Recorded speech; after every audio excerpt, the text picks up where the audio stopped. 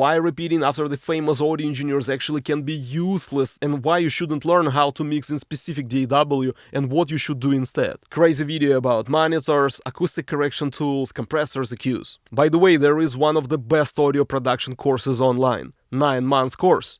I use the most fair approach. You get one free trial class, which is a real class with my current students, so you can see exactly how we study to decide. Even after this class, I don't take any payments. You start the course, you make sure it works for you, and only then you make monthly payments. I need to convince you class by class that this is the top quality education to keep you enrolled in. 99% of students graduate from this course, and I've been doing it like this for 8 years in a row. Right now on the screen you can see reviews. I ask my students to put their reviews under my YouTube videos. These guys are taking my course right now. So if you're gonna be attending your free trial class exactly with these guys, you're gonna be in a group. You can even ask them in person. They will finish the course in the mid-September. This course even have unique homework checking classes. I will open up your projects in real time, changing settings, showing your mistakes. Find the link in the first pinned comment or in the description to more than 200 reviews of my students and information about my professional career. But the best way is get a free trial class. How to contact me, information is on the screen or in the first pinned comment or in the description.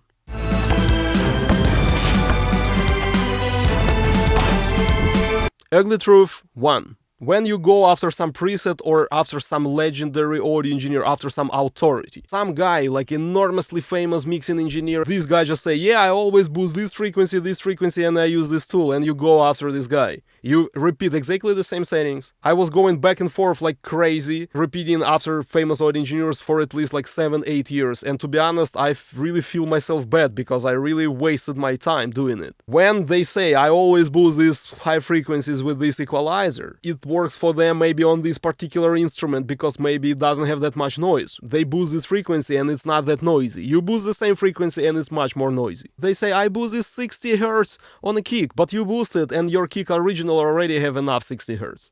But you just do it because of somebody did it. Instead, what you could do, you could analyze your sound, really make decisions what your sound really needs. Then you can examine a couple of tools to decide what's the best tool for the task, and you would get the best sound for this particular situation. Instead of just like making your sound worse just because of somebody else did it with those settings. And again, notice, this video may be sounding like, oh my god, like negative stuff, you know what I mean? No, it's not negative, actually it's super happy video. Once you understand it, you're just gonna be so happy because instead of like doing something after somebody, believing like you nobody and they are gods, you're gonna be doing it on your own, making the best results what you really can get. You know, and you will be relying on your own skills, on your own knowledge, instead of just being this kind of a little guy repeating after some big guy. You know, and you just gonna be improving your ability to make decisions, ability to listen to, ability to make great mixes. So happy days. Let's imagine this legendary guy boosts some particular frequency. The tone of that vocal which this guy processed is not the tone of your recorded voice. In your project it sounds totally different. Secondly, in that project of that famous guy, around that vocal there were like many different instruments which had their own relations to that vocal, and maybe they worked pretty properly together. In your mix with your vocal you have totally different instruments which work with your vocal totally differently. So the same movement will be maybe totally harmful for your mix and can be very good for that mix. It can be just simply totally different song, faster song, you know, it can be basically like a different tonality of a song, you know, one key versus the other key. Let's say some fundamental tones more like around 300, while in the other key the same fundamental tones of the same instruments more about like 200 Hz. So basically what I say, what works in that project doesn't necessarily work in your project. Let's say this famous audio engineer says, I like this compressor, it's my favorite compressor. You apply the same compressor on your mix, but there is no guarantees you have the same compressor. Right? You have 1176 plugin. First of all, there is no guarantees that this plugin very properly emulated. Even if your plugin is very properly emulated, your 1176 can be just based on the other 1176. They all have tolerances. Even the revision can be different. You know, among 1176s, there are so many different variations of it. And in analog world, two pieces of gear never sounds exactly the same. One 1176 doesn't guarantee it sounds absolutely identical to the other 1176, just a bit of tolerance. But it can even be just simply different revision. That compressor is like based on 45th modification of the same 1176, but your compressor is 41st modification of this compressor. Another reason why this compressor can be totally inappropriate for your sources, because your source is simply recorded by somebody else. Let's say if your famous mixer mix some song, this song could be recorded in some like amazing recording studio by the best recording engineers of all time. Your project which you're working on can be recorded at home. That famous mixer can be sounding that good not because of this mixer is so good. Maybe those stems were recorded absolutely impressively better than your stems were recorded. And don't forget, how about mastering? Potentially, if mastering really changing something, that amazing song which you enjoy, and you believe this mixer made it like this, who knows, maybe mastering engineer improved it that much that you like it. There is no guarantees your song will go through absolutely the same mastering. Let's say this compressor on a kick, maybe good compressor, but maybe you like that kick that much because of mastering, not because of mixing. Ugly truth 2. They push you. They force you to spend money. They kind of try to convince you that something urgently you need, and without this thing, it's just impossible to go. And when you buy it, still something doesn't work, and then they just try to convince you that you need something else, something extra, just a bit more. For example, monitors. Monitors suck. It's outdated technology. To be honest, it's not that precise in showing you those details which you usually expect from them. When you're a beginner, you really believe in your ears. You believe like it's a given skill.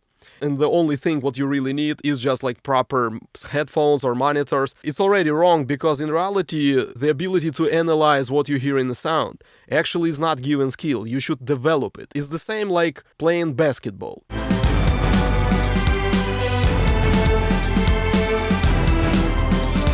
Yes, you have hands and you have ability to measure the distance with your eyes. The problem is, it will take a lot of games until you will be doing it right. You should train ability to play basketball. The same with listening. You should train your ability to analyze, make decisions, and finding little nuances, understanding how one instrument fighting with the other instrument. It's not just like you have magic ears and you just need to buy some perfect monitor. But you believe you just need a monitor. You start with something like $200 monitors, and you expect something cool from that. You start working, but your mixes suck, and they try to convince you that you just need more professional monitors. For example, these monitors cost like $5,000.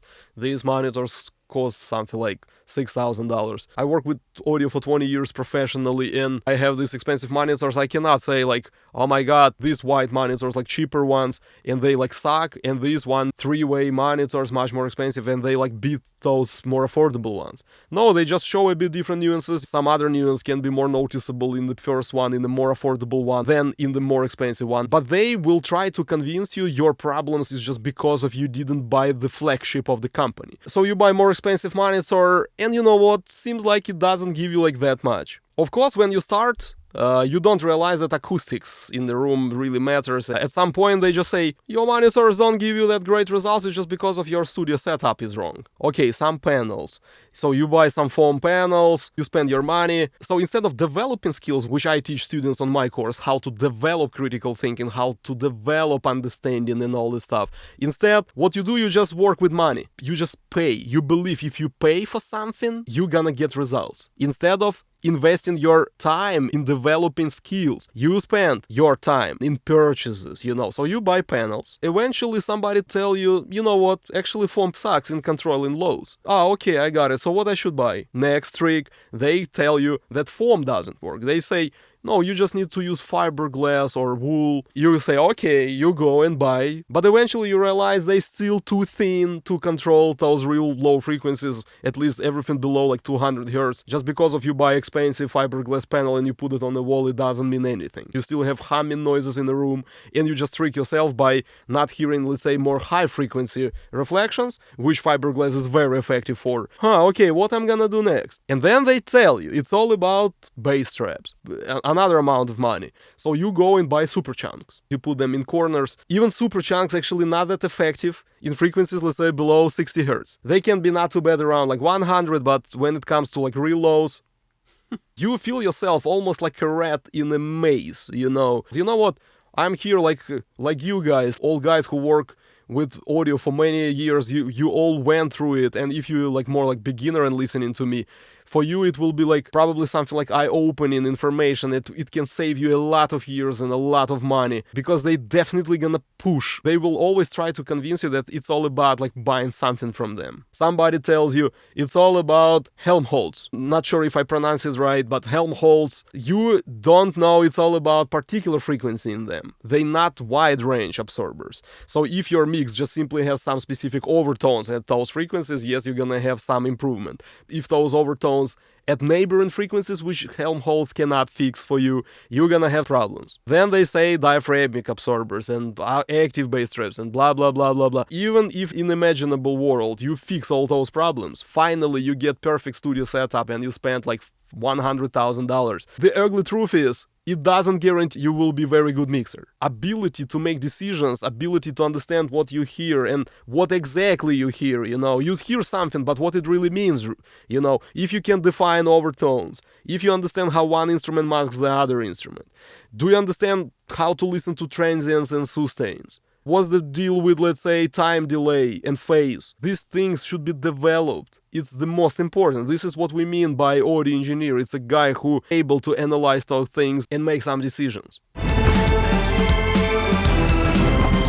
Ugly truth 3. It's another ugly truth that mixer is not really defining the tone quality very commonly. Sometimes it's all about stems, how great your tracks are recorded or produced. If it's electronic music, it can be just because of somebody chose very impressively sounding synthesizers, samples and all this stuff, so they are so good and so easy to mix. So if it's recording, the same thing, it can be recorded so well that you simply cannot make too many mistakes. It's a common misconception of many mixers, like everything sounds bad by default, and you just go there and you improve like everything.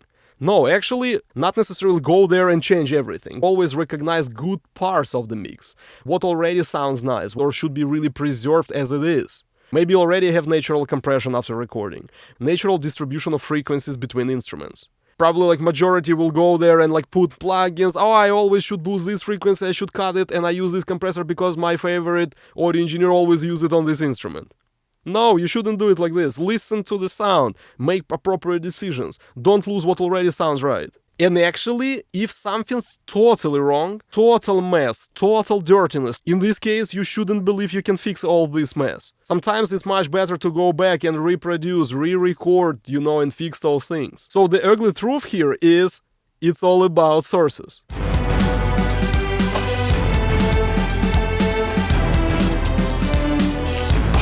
Ugly truth 4. Don't learn how to mix in Ableton Live. Don't learn how to mix in Logic Pro. All DAWs are exactly the same. It's tracks horizontally, and signals from those tracks go to the mixer, vertical pipes, vertical channels, and you have just inserts for the plugins, you have sends, you create aux buses and you send from those sends to aux buses, you have a fader to control volume, you have solo, you have mute. What you need to learn is a mixing technology, how to manipulate amplitude, phase and frequency. You're gonna be chasing after some ghosts for ages if you're just gonna learn something like, oh, this is how we mix it in Logic Pro, and this is how we do it in Ableton Live, This is the plugin which you should use. I mean, it's not really audio engineering. Good audio engineer just analyzes particular nuances, how instrument is put in the mix, how it's working on its own, what's wrong with its balance, what's about transients, sustain, dynamics, all this stuff, what's the level of saturation, what about ambient effects, if it has enough space in the mix, what about stereo field, how it works with other instruments, if they occupy similar frequencies, how about frequency distribution, if they have wrong frequencies, if they fight for some particular frequency ranges too much and all this stuff. Just learn how to mix. Don't learn how to mix in Ableton Live. More arguable, but anyway, I personally believe you shouldn't learn how to mix hip-hop or how to mix rock. When you're a beginner, when you start to do it, it's maybe right thing, but eventually I work with basically any genre, and I basically see absolutely the same similarities, no difference. Of course, sometimes there are something like more genre specific. You can say, but wait a second, the kick in hip-hop sounds totally different in comparison to the kick in rock music. Oh, okay, hip-hop should have very heavyweight, low end on the kick, so put a lot of boost in low frequencies or what. First of all, you listen to your kick. Don't think how to process low frequencies of the kick, how somebody suggested you to do it. Instead, ask yourself what your kick already has. Does it have sub-frequencies? Yes. Okay, what other instruments in your mix has sub-frequencies? If this sub-frequency is enough or not. If it's like constant volume or it's fading out. You know, like ooh, or it's just like ooh, ooh, ooh, you know, like consistent the same volume. Do you have enough density in these lows, or it's just a bit like empty? How it fights with other instruments? Does your bass synthesizer has these sub-frequencies? Somebody will tell you, yeah, to get like very powerful kick, boost something like 40 Hz.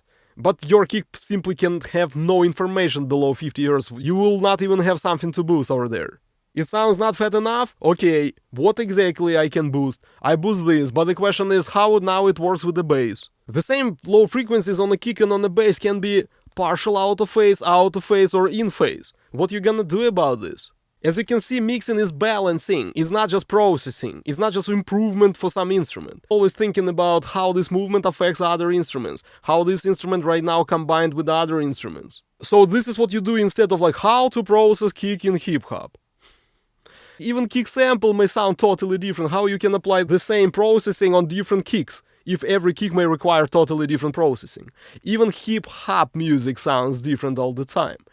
How kick sounded in 80s hip hop, in early 90s, in late 90s, in early 2000s, how it sounds now, it's totally different things. Instead, what you should learn how to manipulate the kick in different genres, how to really control its phase, frequency, amplitude, how to really resolve issues between the instruments, how to distribute frequencies properly. We pay special attention on my course to those disadvantages of every move to understand how different aspects come together.